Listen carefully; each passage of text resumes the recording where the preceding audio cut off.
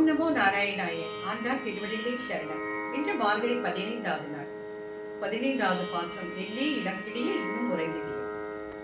எல்லே இளங்கிளியே, எல்லே இளங்கிளியே, எல்லே இளங்கிளியே இன்னும் உறங்குதியோ. சில்லென்று அழையேன் நங்கை நீர் போதருகின்றேன். சில்லென்று அழையேன் நங்கை நீர் போதருகின்றேன்.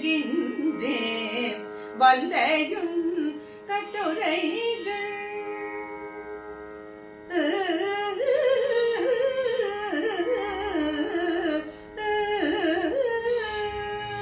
வல்லையுன் கட்டுரைகள் பண்டேயுன் வாயறிதும்.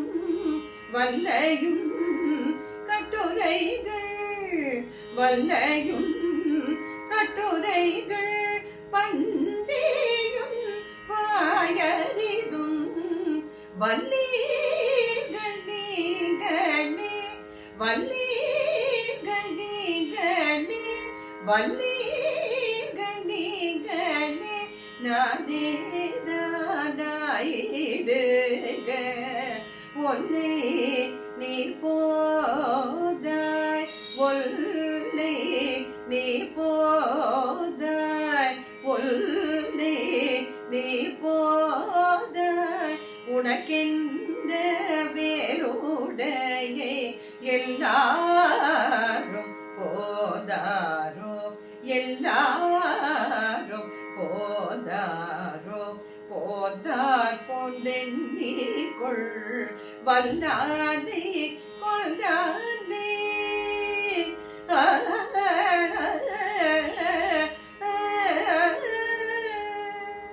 வல்லானே கொண்டானே மாற்றரை மாற்றழிக்க. வல்லானே மாயனே, வல்லானே மாயனே, வல்லானே மாயனே பாடேனோ எம்பாவாய்.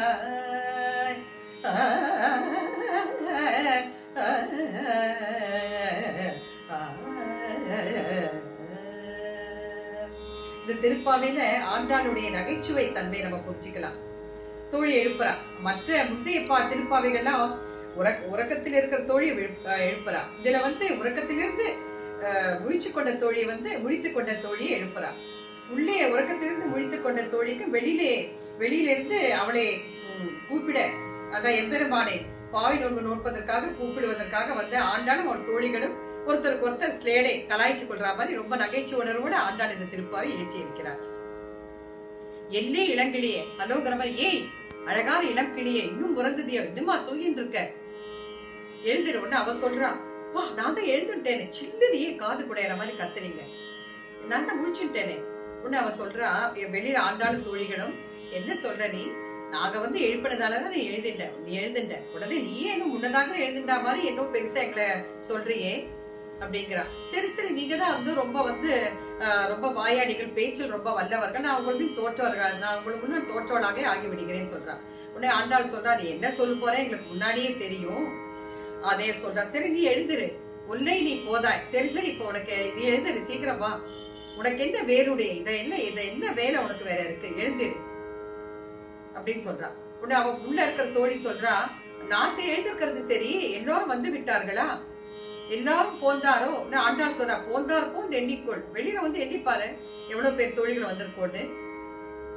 உடனே ஆண்டாள் சொல்றா, எம்பெருமானுடைய அவருடைய அந்த வீரதீர பராக்கிரமங்களை எல்லாம் சொல்றா.